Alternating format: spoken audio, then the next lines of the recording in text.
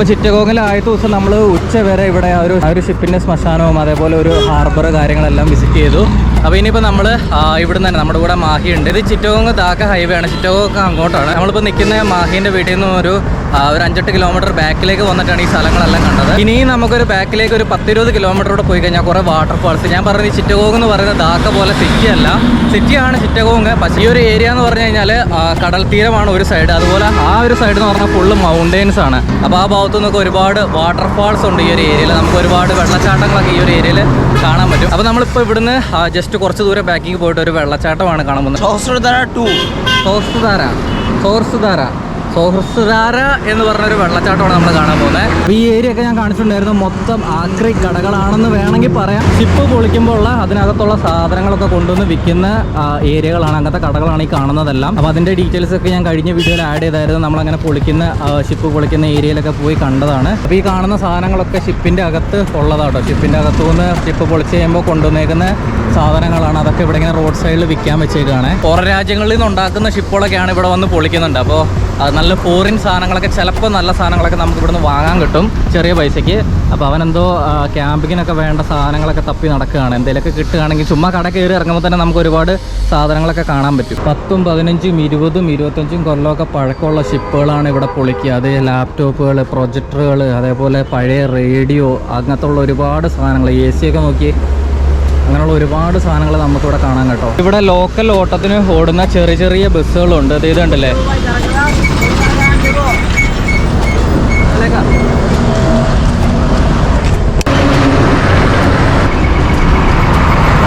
ഇവിടുത്തെ ബസ്സുകളുടെ ഡ്രൈവിംഗ് എന്ന് പറഞ്ഞാൽ ഭയങ്കര ഭ്രാന്ത് പിടിച്ച ഡ്രൈവിംഗ് ആണ്. ജീവനോട് എത്തിയാൽ എത്തി ഇതുപോലത്തെ ഡ്രൈവിംഗ് ആട്ടോ. അതിപ്പോൾ ലോക്കലാണെങ്കിലും നമ്മൾ ലോങ് ഓടുന്ന ബസ്സാണെങ്കിലൊക്കെ അങ്ങനെയാണ്.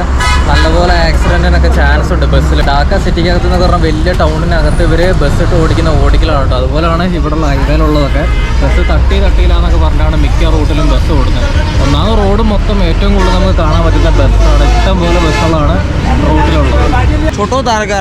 Okay, we are going now see the waterfall of Sohosrodhara 2. അപ്പോൾ നമ്മളൊരു 10-35 കിലോമീറ്റർ ബാക്കിലേക്ക് ധാക്ക റോഡിൽ വന്നു. ഇവിടെ വണ്ടി ഇറങ്ങി രണ്ട് ബസ് മാറി കയറിട്ടോ ഇവിടെ എത്തിയ. അപ്പോൾ ഇനിയിപ്പോൾ ഇവിടുന്ന് നമ്മൾ ഓട്ടോ എല്ലാം വിളിച്ച് ഉള്ളിലേക്ക് പോകേണ്ടി വരും. Local 1% 20, reserve 100 taka. ഓക്കെ, അപ്പോൾ 100 ടാക്കയാണ് നമ്മളോട് ഇവിടുന്ന് ഉള്ളിലേക്ക് പറഞ്ഞത്. How much far it is actually? 1 or 2 kilometers. That's only for 100 taka. ഇവിടുത്തെ ബസ്സുകാരാണെങ്കിലും ഓരോരുത്തരുടെ കയ്യിൽ നിന്നും ഓരോ പൈസയാണ് വാങ്ങുക ഒരേ ദൂരത്തിന്. ഒരു സമയത്ത് നമ്മൾ 40 രൂപ കൊടുത്ത് അതേ ദൂരം വേറൊരു ബസ്സിൽ പോവുകയാണെങ്കിൽ ചിലപ്പോൾ അവർ 50 വാങ്ങും, 60 വാങ്ങും, അങ്ങനെയൊക്കെ സീനുണ്ട്. ഇപ്പോൾ ഇവൻ തന്നെ ബസ്സിൽ അടി ഉണ്ടാക്കി, 2 ബസ്സിലും വഴക്കുണ്ടാക്കി. പക്ഷെ എന്നാലും അവർ ചോദിച്ചത് കൊടുക്കേണ്ട വന്നു. അപ്പോൾ അങ്ങനെയാണ്, ലോക്കൽസിനെ വരെ അവർ മാക്സിമം പറ്റിക്കും. ഓരോ ബസ്സിലും ഓരോ പൈസയാണ്. 100 ടാക്ക കൊടുത്താൽ ബാലൻസ് ചിലപ്പോൾ അവർക്ക് തോന്നുന്നതൊക്കെ ആയിരിക്കും തരിക. അപ്പോൾ ചിറ്റഗോങ്ങിന് മുന്നേ ആയിട്ടുള്ള കുറേ വെള്ളച്ചാട്ടങ്ങളിൽ ഒരെണ്ണമാണ് സോഹസ്രധാര. എൻ്റെ നാവിൽ അതുകൊണ്ട് കിട്ടുന്നില്ല. സോഹസ്രധാര സോഹസ്രധാര 2 എന്ന് പറയുന്ന വാട്ടർഫാൾസ്. അതായത് പാർട്ട് 1ഉം 2ഉം ഉണ്ടെന്ന് തോന്നുന്നു. 2 വെള്ളച്ചാട്ടമുണ്ട് കേട്ടോ. ഒന്ന് മെയിനും ഇത് 2 ആണ്. പക്ഷേ ഇതാണ് നല്ലതെന്ന് പറഞ്ഞിട്ടാണ് ഇവൻ കൊണ്ടുപോകുന്നത്. അപ്പോൾ ഇവിടുന്ന് നമ്മൾ ഓട്ടോ വേണ്ടെന്ന് വെച്ച് ഓട്ടോയ്ക്ക് 100 ടാക്ക പറഞ്ഞുകൊണ്ട് നമ്മൾ നടന്നു പോകാമെന്ന് പറഞ്ഞിട്ട് നടന്നു പോവാണ്. ഇതൊരു സ്കൂളാട്ടോ. ഇതേ പിള്ളേരൊക്കെ പഠിക്കുന്നതാണ്. നമ്മൾ മുന്നത്തെ ഒരു വീഡിയോയിൽ കാണിച്ചായിരുന്നു ഈ ഭാഗത്തുള്ള വീടുകളൊക്കെ ഉണ്ടാക്കിയേക്കുന്നത് ഇതുപോലെ ഷീറ്റൊക്കെ വെച്ചിട്ട്. അങ്ങനെ തന്നെയാണ് ഈ ഒരു ഭാഗത്തും. അതുപോലെ ഇത് മീൻ വളർത്തുന്ന ഒരു കുളമാട്ടോ ഇവിടെ ഉള്ളത്. ധാക്കയിൽ നിന്നും ചിറ്റഗോങ്ങിലേക്ക് പോകുന്ന റെയിൽവേ പാളമാണ് ഈ കാണുന്നത്. ഇവിടെ നമുക്ക് ഡബിൾ ലൈൻ ആട്ടോ, മീറ്റർ ഗേജ് പാളങ്ങളാണ്. ഈ ഏരിയകളാണ് ഈ ഒരു ഭാഗത്ത് ഉള്ളിലേക്ക് കയറിയപ്പോൾ മൊത്തം ഇതൊക്കെ കൃഷി സാധനങ്ങൾ കൊണ്ടുവരാനൊക്കെ ഉപയോഗിക്കുന്ന ചെറിയ വണ്ടിയാണ്.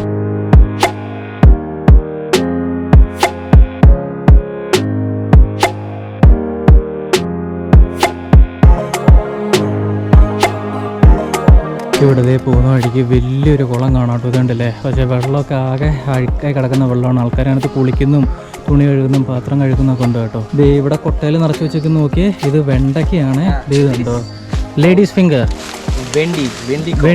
വെണ്ടി എന്ന് പറയും ഇതിന്. വെണ്ടി ഇതർ ബംഗാളിമേ ക്യാ പോലെगा വെണ്ടി. മലയാളം വെണ്ടയ്ക്ക. ഓക്കെ, ഇവിടെ ഒരു 3-4 കൊട്ട വെണ്ടയ്ക്ക ഇവിടെ പറക്കി വെച്ചേക്കുന്നതാണ്.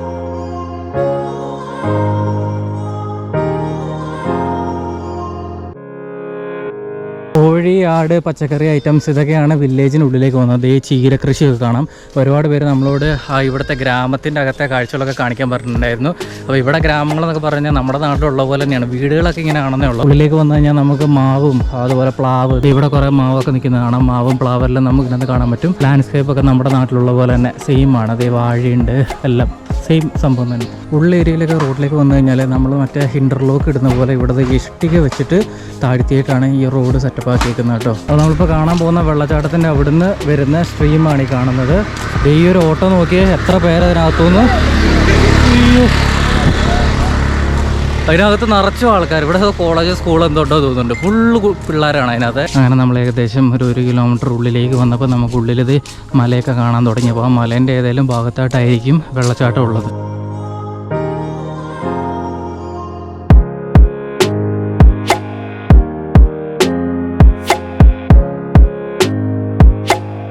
അപ്പോൾ ബംഗ്ലാദേശിലെ ചിറ്റഗോങ് ജില്ലയിലെ ചന്ദ്രനാഥ് എന്ന് പറയുന്ന ഒരു റിസർവ് ഫോറസ്റ്റ് ആണിത്.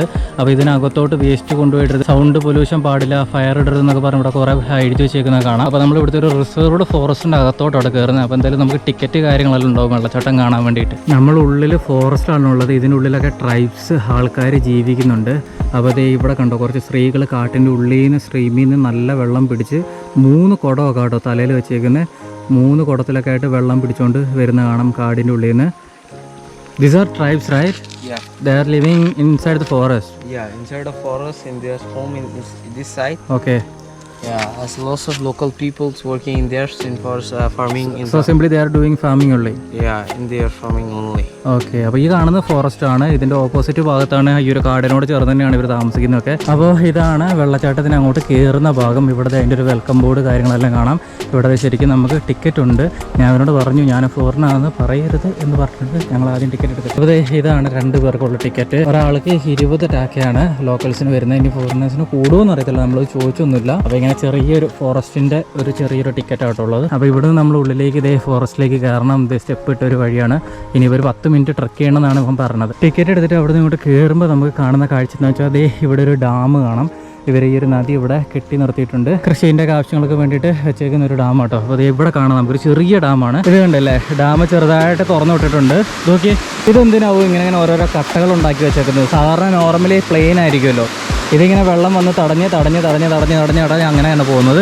ഇതെന്തിനാണെന്ന് അറിയാവുന്നവരുണ്ടെങ്കിൽ കമൻറ്റ് ചെയ്യണേ. അപ്പോൾ നമുക്ക് പെർമിഷൻ എടുത്തിട്ട് വേണമെങ്കിൽ ഈ ഡാമിൻ്റെ ഇവിടെ വന്നിട്ട് ക്യാമ്പിംഗ് ഒക്കെ ചെയ്യാം. ഇവിടെയുള്ള കുറച്ച് ലോക്കൽ ട്രാവലേഴ്സ് ഇവിടെ വന്നിട്ട് 2 ടെൻറ്റൊക്കെ ഇവിടെ സെറ്റ് ചെയ്യുന്നുണ്ട്. അപ്പോൾ ഇന്ന് രാത്രി ഇവിടെ കയറി വന്ന് കുക്ക് ചെയ്തതിൻ്റെ സംഭവങ്ങളാണ് കിടക്കുന്നത്. അപ്പോൾ ഇവിടെ നമുക്ക് വേണമെങ്കിൽ വന്ന് ക്യാമ്പ് ചെയ്യാം, അതിനുള്ള ഓപ്ഷനുണ്ട്. പക്ഷെ നല്ല ചൂടാണ്. രാത്രി തണുപ്പ് കാര്യങ്ങളെല്ലാം ഉണ്ടാവും. പകലൊന്നും നമുക്ക് ക്യാമ്പിംഗ് ഇങ്ങനത്തെ കാര്യങ്ങളൊന്നും നടക്കില്ല. അപ്പോൾ 3ാമത്തെ ടെൻറ്റാണ് അടിക്കുന്നത്. 3-4 ടെൻ്റ് ഉണ്ട് മൊത്തം. അതുപോലെ നമുക്ക് ഇതിനകത്ത് വേണമെങ്കിൽ ബോട്ടിങ് ചെയ്യാൻ വേണ്ടിയിട്ട് ഇവിടുത്തെ ബോട്ടൊക്കെ കിടക്കുന്നുണ്ട്. അപ്പുറത്ത് ഒരെണ്ണം കിടപ്പുണ്ട്. So what will do, we can take boat. How much it cost?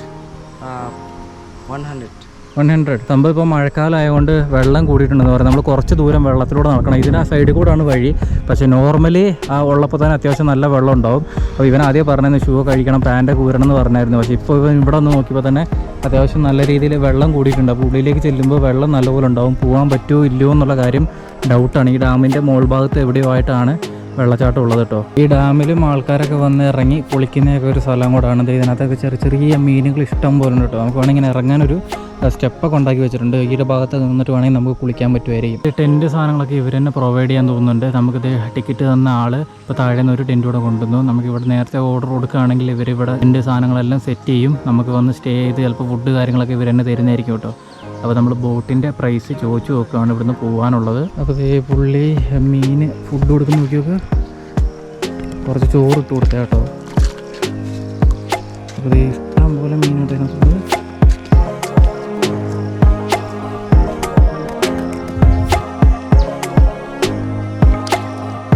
അങ്ങനെ ബോട്ടിൽ പോവാണ്. പുള്ളിനകത്ത് വെള്ളമൊക്കെ നിറച്ചിട്ടുണ്ട്.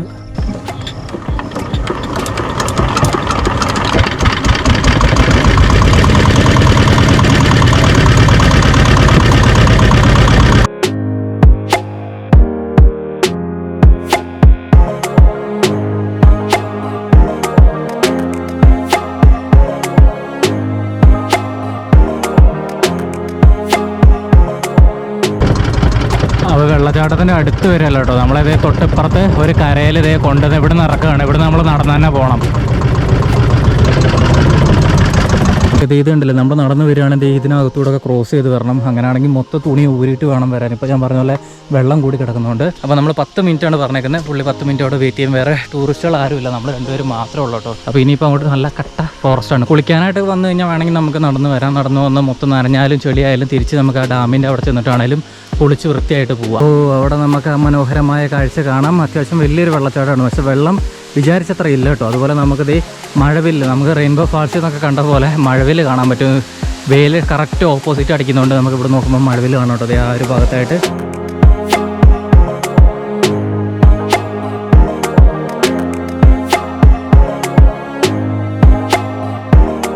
ഇവിടുന്ന് നമുക്ക് കറക്റ്റ് ഇങ്ങേ സൈഡ് തൊട്ട് അങ്ങേ സൈഡ് വരെ നമുക്ക് കറക്റ്റായിട്ട് ആ ഒരു മഴവില്ലിൻ്റെ വ്യൂ കിട്ടുന്നുണ്ട്. അപ്പോൾ ബംഗ്ലാദേശിൽ ഇവർക്ക് പോലും അറിയാത്ത ഒരു റെയിൻബോ ഫാൾസിലാണ് നമ്മൾ എത്തിയേക്കുന്നത് കേട്ടോ. സഹസ്രധാര എന്നാണ് ഈ ഒരു വെള്ളച്ചാട്ടത്തിൻ്റെ പേര്. സഹസ്രധാര വെർഷൻ 2 2 എണ്ണം കൂടെ 2 വെള്ളച്ചാട്ടങ്ങളിൽ ഒരെണ്ണമാണ് ഈ കാണുന്നത് കേട്ടോ.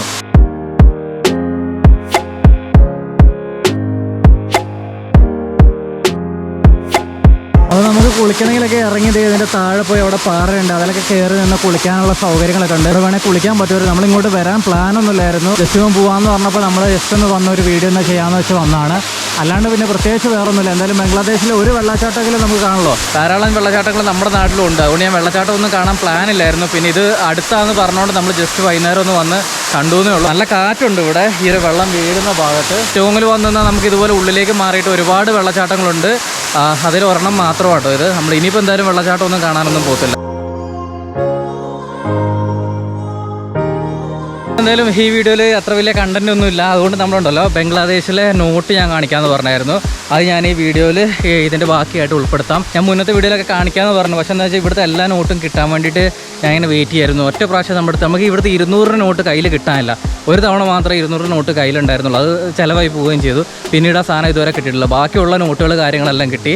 അപ്പോൾ അതിൻ്റെ കാഴ്ചകളോട് ഒന്ന് കണ്ടോ. 200 കിട്ടുകയാണെങ്കിൽ ഞാൻ കാണിക്കാം. അപ്പോൾ ഒത്തിരി പേര് നമ്മളോട് ബംഗ്ലാദേശിലെ കറൻസി കാണിക്കാൻ പറഞ്ഞിട്ടുണ്ടായിരുന്നു. അപ്പോൾ ഇപ്പോഴാണ് നമ്മുടെ കയ്യിൽ ഏകദേശം എല്ലാം ഒന്നും ഇല്ല, എന്നാലും ഏകദേശം നമുക്ക് ഇവിടുത്തെ കറൻസി എല്ലാം കിട്ടിയിട്ടുണ്ട്. അപ്പോൾ ഞാൻ ഓരോരോ കറൻസി ആയിട്ട് കാണിച്ചു തരാം.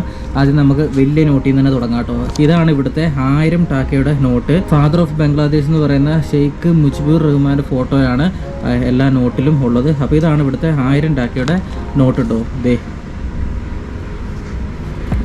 അതുപോലെ ഇതാണ് ഇവിടുത്തെ 500 ടാക്കയുടെ നോട്ട്. ഒരു ഭാഗത്ത് മാത്രം ഇംഗ്ലീഷിൽ എഴുതി വെച്ചിട്ടുണ്ടാകും. അതുകൊണ്ട് നമുക്ക് നോട്ട് തിരിച്ചറിയാൻ പറ്റും. ബാക്കിയെല്ലാം ബംഗ്ലാ ഭാഷയിലാണ്, നമുക്കൊന്നും അറിയത്തില്ല. ബാക്കിൽ ബംഗ്ലാദേശ് ബാങ്ക് എന്നും അതുപോലെ ഇവിടെ 500 എന്നും പറഞ്ഞിട്ട് 500 ടാക്ക എന്നും പറഞ്ഞ് എഴുതി വെച്ചിട്ടുണ്ട്. ആദ്യം വന്നപ്പോൾ ഒക്കെ നമുക്ക് ബുദ്ധിമുട്ടായിരുന്നു കണ്ടുപിടിക്കാൻ. കുറേ നേരം നോക്കിയിട്ടായിരുന്നു നോട്ട് കൊടുത്തുകൊണ്ടിരുന്നത്. പക്ഷേ ഇപ്പം നമുക്ക് പ്രശ്നമില്ല. നമ്മൾ സിലിഗുരിയാണ് ഇത് മാറ്റിയത്. അപ്പോൾ നമുക്ക് 500-ൻ്റെ 1000-ൻ്റെ നോട്ടായിട്ടായിരുന്നു തന്നിരുന്നത്.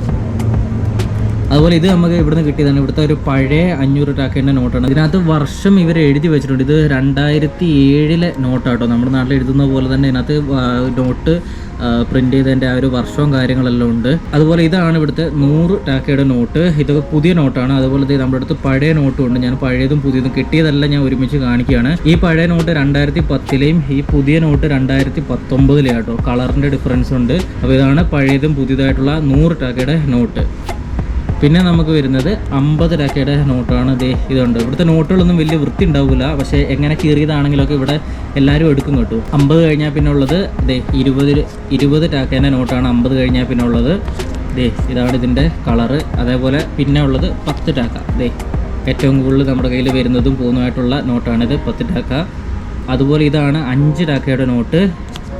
പിന്നെ ഉള്ളത് 2 ടാക്കറ്റ്. നമ്മുടെ നാട്ടിലില്ലാത്തതാണ്. പണ്ടുണ്ടായിരുന്നു 2 രൂപേനൊക്കെ നോട്ട്. പക്ഷേ ഇവിടെ ഇപ്പോഴും 2 ടാക്കയ്ക്ക് നോട്ടുണ്ട്. അപ്പോൾ മൊത്തത്തിൽ ഇതേ കളർഫുള്ളായിട്ടുള്ള നോട്ടുകളാണ്. അപ്പോൾ ഞാൻ ജസ്റ്റ് ഒന്ന് കാണിച്ചതെന്നുള്ളൂ. പിന്നെ ഇതിനകത്ത് ഇല്ലാത്ത ഒരു നോട്ട് കൂടെ ഉണ്ട്, 200 ടാക്കേൻ്റെ നോട്ട്. പക്ഷേ അത് കിട്ടാൻ നല്ല പാടാട്ടോ. 200 ടാക്ക ഈ അടുത്ത കാലത്തെങ്ങാണ്ട് അവർ റിലീസ് ചെയ്തതാണ്, 2020-ലാണെന്ന് തോന്നുന്നുണ്ട്.